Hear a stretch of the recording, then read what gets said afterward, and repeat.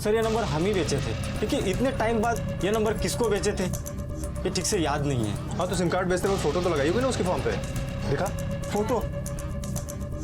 जितना सोचेगा उतना फंसेगा, दुकान भी सील होगी, जेल भी जाएगा। चल अब सीधे तरह से बोल। गलती हो गई साहब। मुझे एक सिम चाहिए अर्जेंट। पेपर आईडी है कुछ? पेपर होते तो इतना पैसा दिया होता। देता है तो बोल, वरना आगे से लेता हूँ। देता हूँ। सर हम सोचे कि हम पैसा नहीं कमाएगा तो कोई और कमा लेगा, वो बहुत पैसा दे रहा था, इसीलिए सुशील जैन के नाम का पेपर, उस पे हम उसको एक सिम कार्ड दे दिए। चल अब ये बता कि दिखता कैसा था वो? शक्ल तो ठीक से याद नहीं है, लेकिन कद काठी लंबा था और सांवला कलर था। तेरे 2 पैसे के लालच में किसी की जान जा सकती है। ले चल इसको, ले चल। माफ कर दीजिए सर। सर गलती हो गई सर, माफ कर दीजिए सर, गलती हो गई। देखिए किडनैपर जो भी है उससे आप लोगों की फैमिली के बारे में पूरी इंफॉर्मेशन है, खासकर राघव और आकाश के बारे में। तो राघव और आकाश के बारे में आप लोग जितनी इंफॉर्मेशन हमें दे सकते हैं दीजिए। राघव का डेली रूटीन क्या था?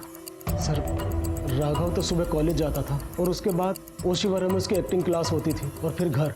लेकिन उस दिन वो आकाश को पिक करके दुकान से होते हुए घर आने वाला था सर।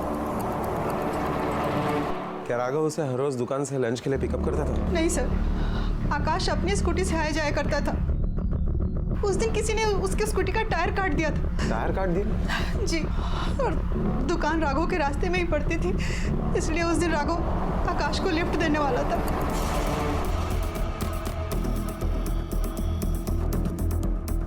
शायद मेरा अंदाजा गलत था कि राघव के पेरेंट्स के पास पैसे हैं, इसलिए उसे टारगेट बनाया गया है। टायर की हालत को तो देख कर लग रहा है कि असली टारगेट आकाश था। किडनैपर चाहता था कि वो दुकान तक पैदल जाए, लेकिन राघव ने उसे लिफ्ट दी, इसलिए किडनैपर ने दोनों को उठा लिया। लेकिन सर किडनैपर आकाश को क्यों उठाएगा? क्योंकि अगर वो अंदर का आदमी है तो अच्छी तरह से जानता है कि प्रतिमा उसे 5 करोड़ रुपए नहीं दे सकती। इसी बात का तो पता करना है कि किडनैपिंग की वजह क्या है, पैसा या कुछ और। आपने सीसीटीवी कैमरा का फुटेज निकलवा और हमें राघव के कॉलेज, एक्टिंग क्लास और मेहता फैमिली के शॉप और घर में काम करने वाले हर व्यक्ति से पूछताछ करनी पड़ेगी। 15 तारीख को दोपहर को तुम कहाँ थी? मैं डीएन नगर में थी साहब, वहाँ भी मेरा एक काम है ना, तो मैं वहाँ गई थी। साहब मैं सुबह आया था, मैंने ही रोहन बाबू को गाड़ी से कॉलेज छोड़ा और उसके बाद गाड़ी यहाँ पे पार्क कर दी। उसके बाद मैं दोपहर को वापस आया था रोहन बाबू को कॉलेज से लेने के लिए। अच्छा एक बात बताओ, ये मेहता फैमिली के बीच में किसी के साथ कोई झगड़ा, कोई मनमुटाव? वैसे तो सब ठीक है साहब, लेकिन सुधीर भाऊ, अनुराधा ताई, प्रतिमा मैम सबकी बिल्कुल भी इज्जत नहीं करते थे।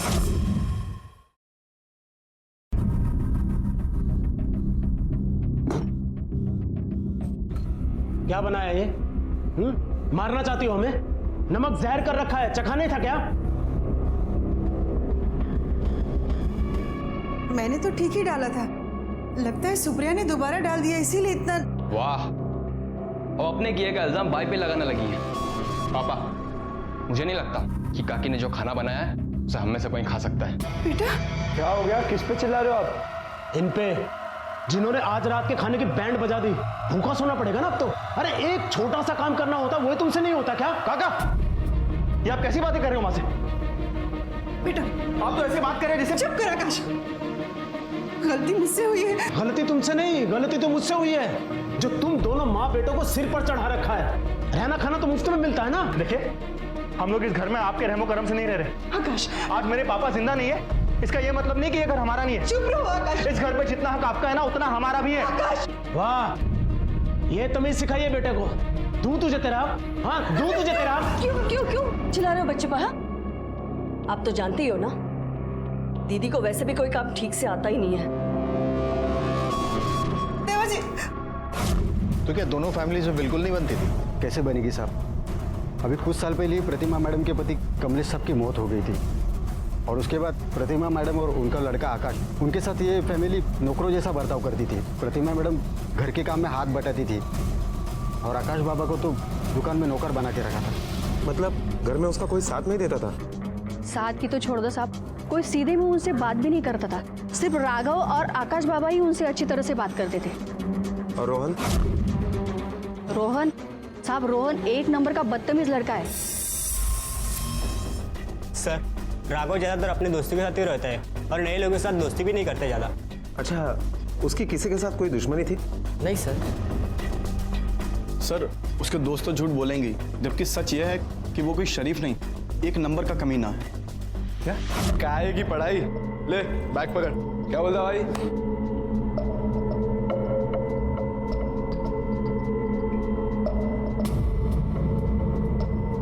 देख राघव, मेरा फोन वापस दे दे।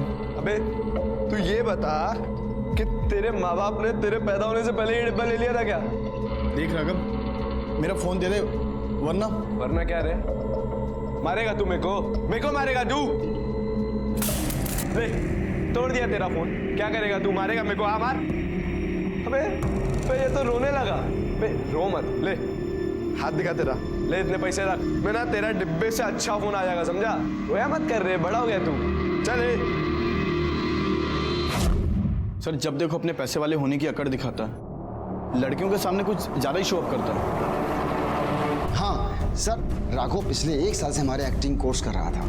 हमारा एक्टिंग इंस्टीट्यूट बहुत फेमस है सर, हमारे पास कार्ड भी है सर, हमारे यहाँ से बड़े बड़े एक्टर निकले हुए हैं। जितना पूछा गया है ना उतना ही जवाब देने का, समझा ना? वरना सारी एक्टिंग बुला दूंगा। ये राघव का कोई करीबी दोस्त था तुम्हारे इंस्टीट्यूट में? साहब उसका कोई करीबी दोस्त था ये तो मुझे पता नहीं, पर हाँ एक नंदू नाम का लड़का था, वो अक्सर उसके साथ आता जाता था। ये नंदू कौन है? ये नंदू का फोटो है क्या तुम्हारे पास? साहब हम लोग पोर्टफोलियो बनाते हैं, बहुत कम पैसे। साहब देता हूँ उसका फोटो। सर ये है नंदू।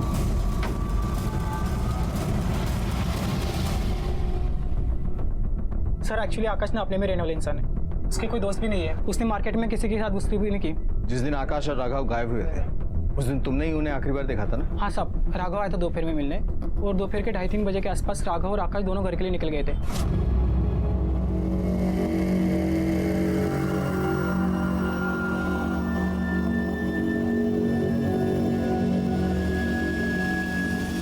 ये बात और किस किस को मालूम है कि आकाश राघव के साथ घर जाने वाला था? सर शायद मेरे अलावा और उसके घर वालों को पता होगा।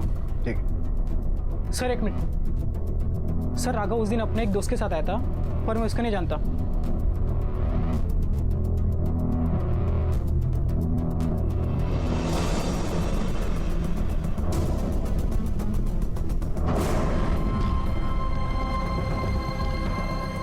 सर ये तो नंदू है जो राघव के साथ एक्टिंग क्लास जाता था।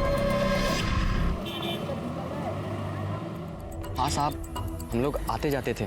राघव मुझे इस बिल्डिंग में छोड़ता था, पर उस दिन महेश साहब का फोन आया कि मैं बांद्रा जाकर उन्हें लेकर आऊँ, इसलिए मैं अगले बस स्टॉप पर उतर गया। तुम राघव को कैसे जानते हो? सर मैं महेश साहब का ड्राइवर हूँ। राघव और महेश साहब एक ही बिल्डिंग में रहते हैं। सर मैं मुंबई एक्टर बनने आया था, बहुत दिन तक काम नहीं मिला, रहने खाने की प्रॉब्लम हो गई थी सर। आप बिलीव नहीं करोगे, राहुल ने मेरे एक्टिंग क्लासेस की पूरी फीस भर दी। आते जाते कई बार उसने लिफ्ट भी दी है सर। राघव बहुत अच्छा है, दिल का राजा इंसान है सर वो। एक बात बताओ, हाल फिलहाल में इस सोसाइटी में ऐसा कोई नया रहने के लिए आया जो राघव का दोस्त बन गया हो? नया तो कोई नहीं सर, पर हाँ अगली बिल्डिंग में एक लड़की रहती, पारू। राघव उसे ही डेट कर रहा है। तुम्हारे महेश साहब का फ्लैट नंबर क्या है?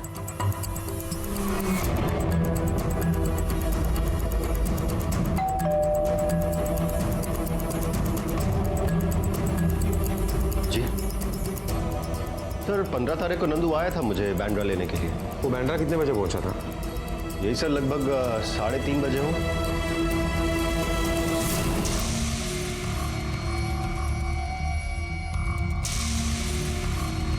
भाई भाई भाई भाई भाई भाई भाई भाई भाई भाई। अरे शाने, हाँ तुझे और अपनी फैमिली को और तेरी पड़ी नहीं क्या कुछ? सीधा सीधा पैसा दे दे वरना इधर ही गाड़ देगा तेरे को। इतना पैसा एकदम कहाँ से लाऊंगा भाई? ए चल ले, अपने को ना सिखा, चल जाके अपने उस पैसे वाली बीबी से मांग। अपन को सब पता है, उसके बाप के पास बहुत पैसा है, समझा ना?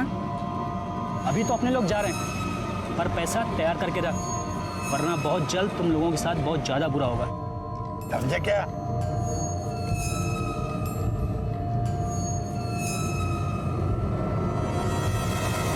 सर ये मेहता फैमिली के बिल्डिंग के पार्किंग लॉट का सीसीटीवी फुटेज है। ठीक है, तुम जाओ।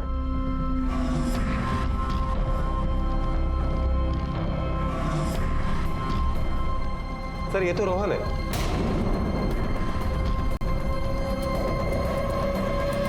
हाँ, मैंने ये आकाश के स्कूटर का टायर काटे थे। क्योंकि नफरत थी मुझे उस आकाश से। और इस नफरत की कोई खास वजह? सर मैं जिस लड़की को पसंद करता था, आकाश ने जानबूझकर उसकी सेटिंग राघव से करवा दी। आराम से, अबे हम इधर दे राघव। आकाश भाई पीछे खेलो। एक दिन हम लोग फुटबॉल खेल रहे थे, तब वो भी वहां पर अपनी फ्रेंड के साथ आई हुई थी।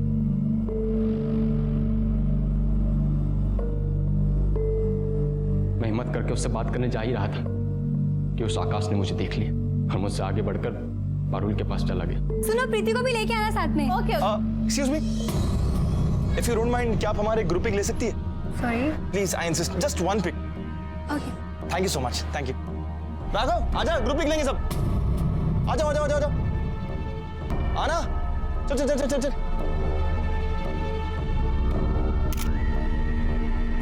बताना किसी पिक आई। वाओ मस्त आई है। राघव देखना, देख कितनी सी पिक आई है। यार ये तो बहुत ही क्लासी आई है। मैं तो बोलता हूँ अपना पोर्टफोलियो बनवा ले इनसे, देख फिर कैसा रातों रात स्टार बन जाएगा तू। चल यू गाइस कैरी ऑन, मुझे कुछ काम है, मैं बाद में मिलता हूँ, ठीक है? चल बाय बाय।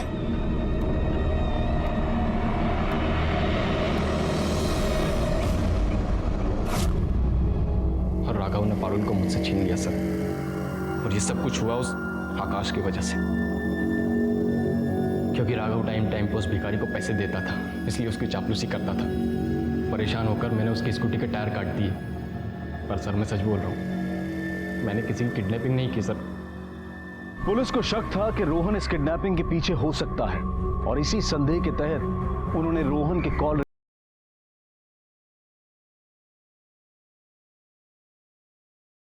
पसंद नहीं करते थे, और राघव को शायद इसलिए अगवा किया गया था ताकि उन पर किसी को शक ना हो। किडनैपिंग का मोटिव आकाश और प्रतिमा के पास भी था, लेकिन इस किडनैपिंग के पीछे का असल मकसद क्या था, असल सच क्या था, वो अब तक रहस्य बना हुआ था। और वो लोग कौन थे जो सुधीर को धमकी दे रहे थे? आकाश और राघव का कुछ पता नहीं था, और शक की सुई सब पर घूम रही थी। कोई किसी से बदला लेना चाहता था और कोई किसी का फायदा उठाना चाहता था। पर क्या यही असल मकसद था इस अपहरण का?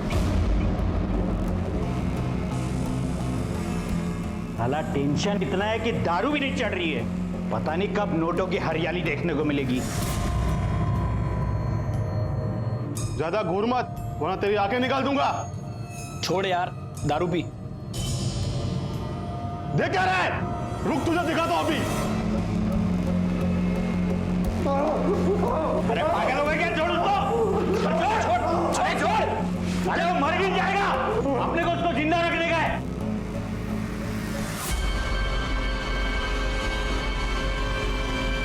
इनके 3 लाख रुपए मिलेंगे।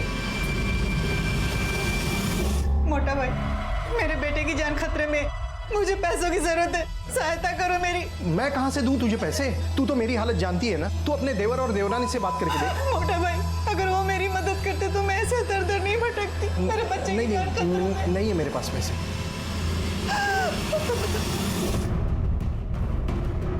सर, साइबर क्राइम से पता चला है कि अनुराधा को गुजरात के राजकोट से एक फोन आया था, और वो नंबर किसी राजेश्वर के नाम पे रजिस्टर्ड है। पहला रैंसम कॉल एमपी से, दूसरा गुजरात से। पॉसिबल है कि ये भी फेक कॉल हो। अनुराधा ने भी गायब हुआ, इनका भी गायब हुआ, ये भी एक मां है और शायद आपसे ज्यादा परेशान है। अगर आप लोग अपने बेटे की सलामती चाहती हैं तो हमारे साथ कोऑपरेट कीजिए। बताइए क्या कहा था किडनैपर ने? क्या कहा था किडनैपर ने? उसने पैसे रेडी रखने के लिए कहा था। वो कल सवेरे 8 बजे फोन करेगा और बताएगी कि पैसे कहाँ रखवाने। अब दे, यही सही मौका है उस तक पहुंचने का।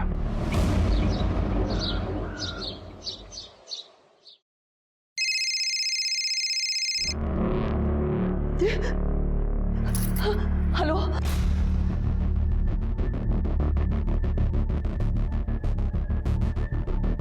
हेलो सर, अभी फोन आया था कि किडनैपर ने उन्हें टेंपल रोड के पार्क में पैसे लेकर बुलाया है। टीम रेडी करो। सर, यही पार्क है। गाड़ी पुढे क्या?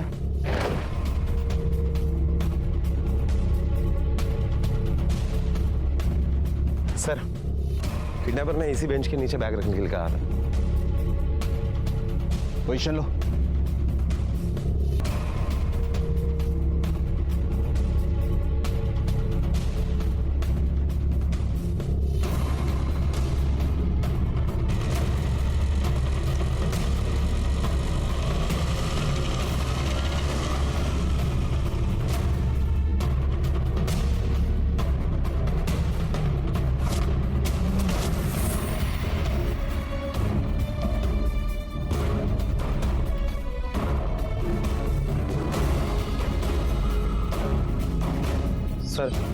सुधीर ने बैग उस बेंच के नीचे रख दिया है। डिस्टेंस पे रहो, नजर रखो।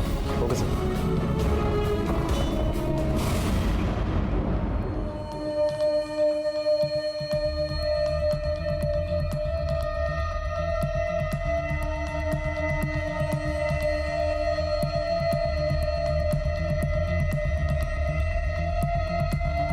एक आदमी आया और वो बैग की तरफ देख रहा है। जब तक वो बैग नहीं उठाता कोई एक्शन मत लेना। Okay sir.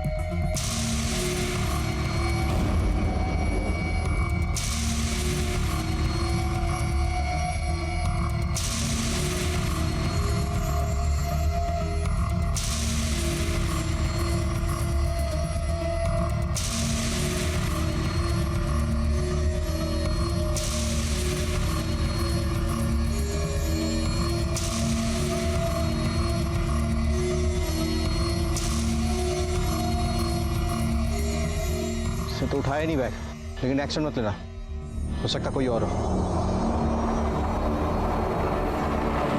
What damn it! हमारे हर मूवमेंट की इंफॉर्मेशन किडनैपर तक कैसे पहुंच जाती है?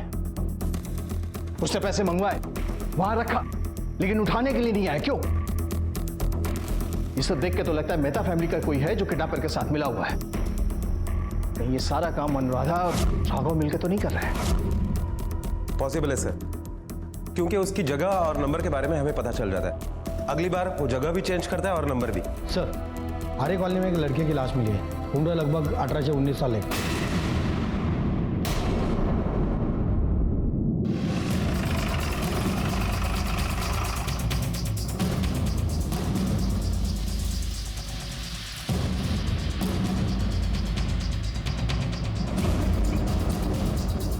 सर, ये तो राघव है।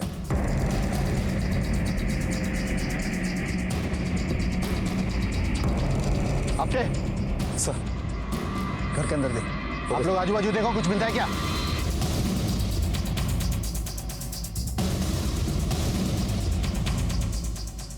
सर, यहाँ देखकर तो यही लगता है कि उन लोगों ने दोनों को यही रखा होगा। ऐसा नहीं लगता कि आकाश को भी यहाँ रखा होगा। आप ठीक कह रहे सर, क्योंकि यहाँ पे सिर्फ एक ही रस्सी है, एक ही पानी की बोतल है और एक ही प्लेट है। इसका मतलब है उन लोगों ने आकाश को कहीं और रखा होगा। हफ्ते, इसका मतलब जो अब तक हम सोच रहे थे ना, वो गलत है। हमें लग रहा था कि राघव ने किडनैप किया है, लेकिन ये सब देख के लग रहा है कि प्रतिमा और आकाश से मिलकर ये सब किया है। फॉर्मेलिटीज पूरी करो, डेड बॉडी को पोस्टमार्टम के लिए भेजो और मेहता फैमिली को खबर करो। और हाँ, प्रतिमा के कॉल रिकॉर्ड्स निकलवाओ। और सिर्फ प्रतिमा के नहीं, मेहता फैमिली में जितने भी लोग हैं ना, सबके कॉल रिकॉर्ड्स निकलवाओ। Okay sir. ये केस पुलिस के लिए काफी चुनौतीपूर्ण था। पुलिस जैसे ही किसी एक थ्योरी पर पहुंचती थी, किडनैपर का अगला कदम मानो उसके खिलाफ होता था। राघव का कत्ल हो चुका था और आकाश का अभी तक कुछ पता नहीं था। अब एक नई दिशा सामने आई थी कि कहीं यह आकाश और प्रतिमा की साजिश तो नहीं थी। वो अपने प्रॉपर्टी और बिजनेस में हिस्से और अपनी बेइज्जती का बदला लेने की मुहिम पर तो नहीं थे। आखिर गुनाह का ये जाल किसने बिछाया था?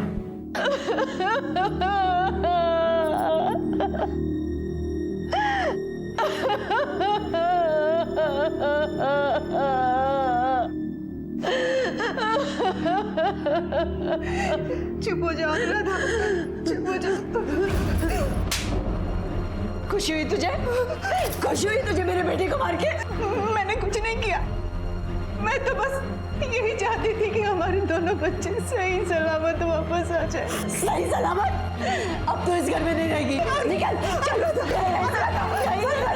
निकल यहाँ से, चल निकल। जो होना था सो हो चुका। अब क्या मिलेगा इसे निकाल कर?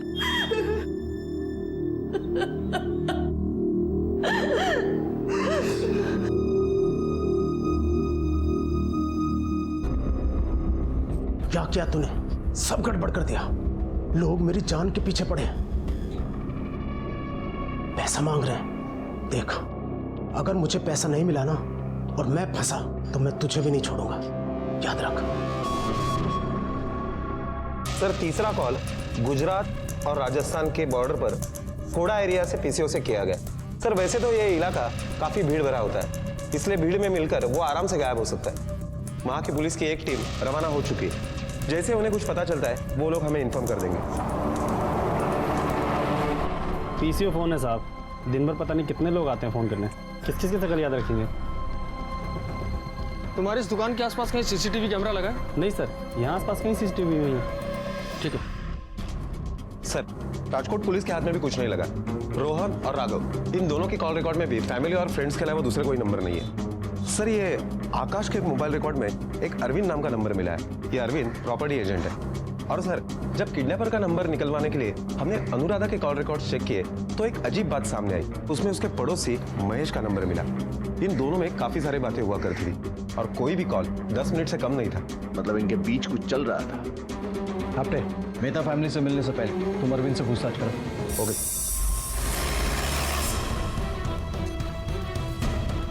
सर, आकाश को फ्लैट खरीदना था, इसलिए उसकी मेरी रोज बात होती थी। क्या वो फ्लैट खरीद रहा था? हाँ सर, उसने तो 9 लाख डाउन पेमेंट भी किया है।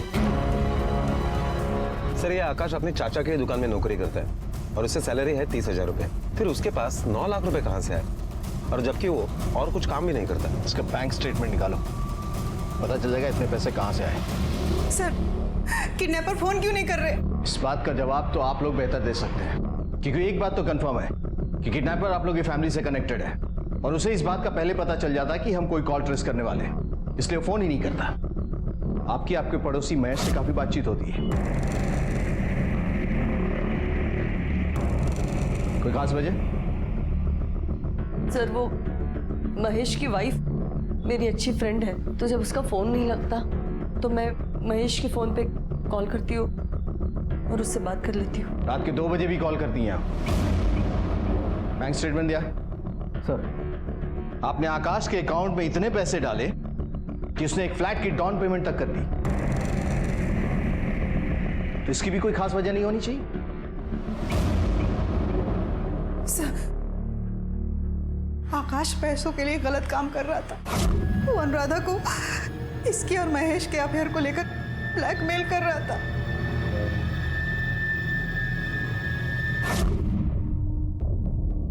आपको इस बात का पता था? जी, मुझे इसके अफेयर के बारे में तो पता था, लेकिन ये ब्लैकमेलिंग के बारे में नहीं। घर में बड़े बड़े बच्चे हैं सर, क्या करता। लेकिन इसे तो अपनी अयाशियों से बाज नहीं आना था ना। सर, राघव के पोस्टमार्टम रिपोर्ट के मुताबिक राघव के शरीर पर काफी सारे घाव थे, लेकिन उसकी मौत पेट में चाकू लगने की वजह से हुई है। इसका मतलब पॉसिबल है कि ये किडनैपिंग प्रतिमा और आकाश ने मिलकर की है। राघव को मारने का उनका इरादा नहीं था, वहां से जान बचाने के चक्कर में वो मारा गया और इसीलिए शरीर पर इतने चोट के निशान है। सर, फिर आकाश कहाँ है? सर अपने प्रतिमा और सुधीर के कॉल रिकॉर्ड्स मंगवाए थे। प्रतिमा के कॉल रिकॉर्ड में ऐसा कुछ भी नहीं है जिस पर हम चेक कर सके, मगर सुधीर के कॉल रिकॉर्ड्स में बहुत सारे स्ट्रीट सेटर के नंबर मिले। ये तेरे कॉल रिकॉर्ड्स है। मुकेश माने, सलीम कुरैशी, परेश हटवटकर और गिनाओ, इन सब के क्रिमिनल रिकॉर्ड्स हैं। तो ये सब हिस्ट्री शीटर्स हैं। बोल, आकाश और राघव को किडनैप क्यों करवाया तूने? सर, मैं अपने ही बच्चों का किडनैप क्यों करवाऊंगा भला? पैसों के लिए, क्योंकि तुझे पैसे चाहिए और पैसों के लिए तू कुछ भी कर सकता है। यहां तक कि अपनी बीबी का अफेयर भी तूने इग्नोर किया पैसों के लिए। ये ऐसे नहीं मानेगा, इसे अपना वीआईपी ट्रीटमेंट देना ही पड़ेगा। चल। सुधीर ने सब कुछ उगल दिया। अब तुम लोगों की इसी में भलाई है कि तुम लोग भी सब सच बोल दो। बोलो साहब, उसका डिलीवरी बॉय सारा पैसे लेके भाग गया साहब। अपने को 25 लाख का चूना लगाया साहब। तो ये कौन सी कहानी सुना रहे हो तुम लोग? राघव को क्यों मारा ये बताओ। नहीं साहब, हमने किसी को नहीं मारा साहब। ये सुधीर है ना, उसने हमारे क्लाइंट का हवाला में 25 लाख का घाटा किया। वही पैसा वसूल करने के लिए क्लाइंट ने हमको पैसा दिया था। उसके लिए उसे धमका रहे थे साहब। हमने बाकी कुछ नहीं किया साहब। हाँ साहब, हमने किसी को नहीं मारा साहब। सर, मैं तो समझ ही नहीं पा रहा, क्या आप पूछना क्या चाह रहे हैं सर? इनोसेंट बनने का नाटक करने से कुछ भी नहीं चलेगा, समझा? तूने हवाला किया जो बहुत सीरियस क्राइम है। बेटा, अब तो तू गया अंदर। सर, एक मिनट।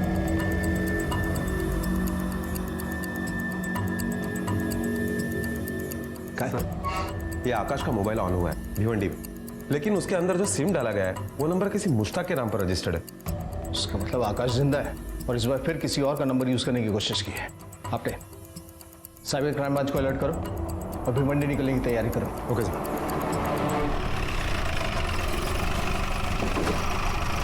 सर एड्रेस इसी एरिया के मोबाइल शॉप का है, यही दुकान है, मुश्ताक नाम है उसका। इसका मतलब आकाश का फोन यहाँ रिपेयर होने के लिए आया होगा।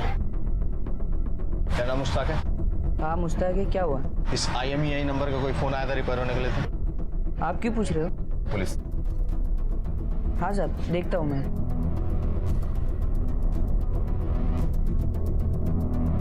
हाँ साहब, मोबाइल तो आया था बनाने, पर वो मैं रिपेयर करके दे दिया उसको। लेकिन वो मोबाइल जब ऑन हुआ तो उसके अंदर जो सिम था वो तुम्हारे नाम पर रजिस्टर्ड है। हाँ साहब, कोई भी मोबाइल बनाने के बाद में मैं मेरा सिम डालता हूँ। सिम डालने के बाद में मैं चेक करता हूँ कि मोबाइल बना के नहीं।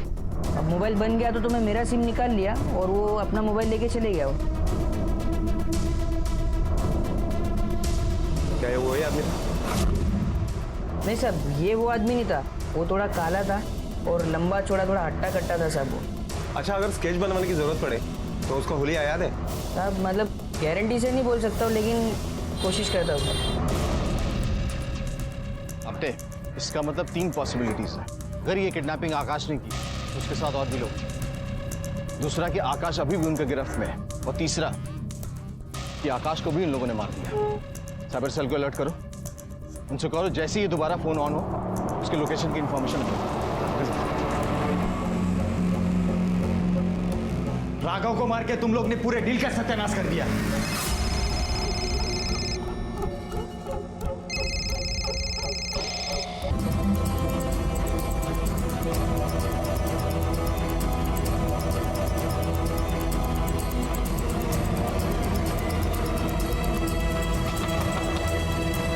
कौन? पुलिस।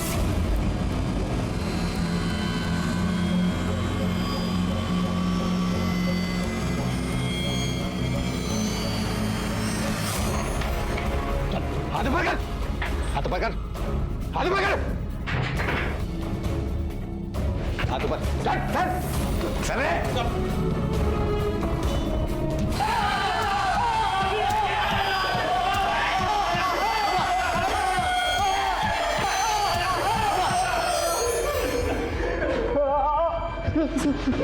बोला आकाश का? साहब आकाश को तो मार दिया।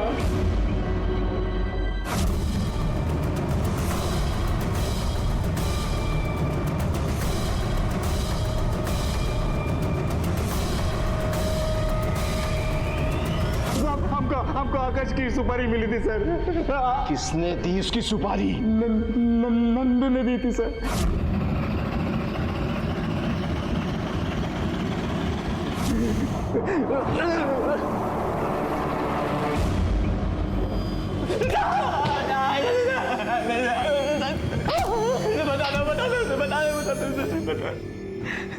सर मुझे सिर्फ आकाश को मारना था, राघव को तो बस किडनैपिंग करने का ड्रामा करना था सर। पर उन सालों ने उस दिन कुछ ज्यादा ही पी रखी थी और राघव भागने की कोशिश भी कर रहा था सर। बस उसी वजह से वो मारा गया। इसका मतलब इस किडनैपिंग में मेहता फैमिली या उनके किसी करीबी का इन्वॉल्वमेंट था। जो हमारी सारी इंफॉर्मेशन तुम तक पहुंचा रहा था, कौन है वो? आकाश मुझे ब्लैकमेल कर रहा था। पैसे दो और बंद कर दो मेरा मुंह। वो क्या है ना, अगर खुला रहेगा तो चलता ही रहेगा। और फिर ये भी हो सकता है कि आपके और अनुराधा काकी के अफेयर के बारे में आपकी बीवी को बता दे। देखो मैं तुम्हें छोड़ूंगा नहीं। नमस्ते आकाश, बिल्कुल ठीक कह रहे हो तुम। कुछ करते हैं। और मुझे पता था कि 15 लाख देने के बाद भी वो चुप नहीं बैठेगा। मैंने इसीलिए दोनों का किडनैप करवाया ताकि मैं पुलिस को गुमराह कर सकूं। वैसे भी किसी का शक मुझ पर नहीं जाता। आकाश को मारने और राघव को कुछ दिन रखने का मैंने नंदू को 10 लाख रुपए दिया, लेकिन नंदू का लालच बढ़ता गया और राघव को छोड़ने के लिए वो 5 करोड़ रुपए मांगने लगा। सर मैं एक्टर बनने आया था। मुझे पता था कि मुझ पे कोई पैसा लगाएगा नहीं, खुद फिल्म बनानी पड़ेगी, जिसके लिए मुझे 5 करोड़ की जरूरत थी, जो मुझसे नहीं हो पा रहा था सर। इसीलिए मैं आकाश और राघव को उस दिन दुकान से अपने घर वर्सोवा लेकर गया और फिर दोनों को ड्रिंक में सर नींद की दवा मिलाई और फिर उन दोनों को आर्य कॉलोनी लेकर गया। आकाश को तो तभी मार दिया था, जंगल में वहीं गाड़ दिया और पुलिस को चकमा देने के लिए बाइक लोखंड वाला बैक रोड पे छोड़ दिया। इसका मतलब जो रैंसम कॉल एमपी और गुजरात से आए थे वो फेक थे ना, हमें गुमराह करने के लिए? हाँ। अनुराधा को इस बारे में कुछ भी नहीं पता। वो मुझ पर पूरा विश्वास करती है। वो इस केस की सारी डिटेल्स आकर मुझसे शेयर करती थी और मैं आप लोगों को मिसलीड करता था।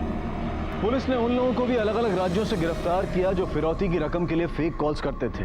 और आकाश की डेड बॉडी पुलिस ने आर्य कॉलोनी के जंगल से नंदू की बताई हुई जगह से बरामद की। कहते हैं कि वक्त से पहले और किस्मत से ज्यादा किसी को कुछ नहीं मिलता, लेकिन जब इंसान बेसब्री दिखाता है और जल्द से जल्द सब कुछ हासिल कर लेना चाहता है तो अक्सर गलत रास्ते पर निकल ही पड़ता है। नंदू और आकाश ने भी यही गलती की थी जिसका अंजाम उन्हें भुगतना पड़ा।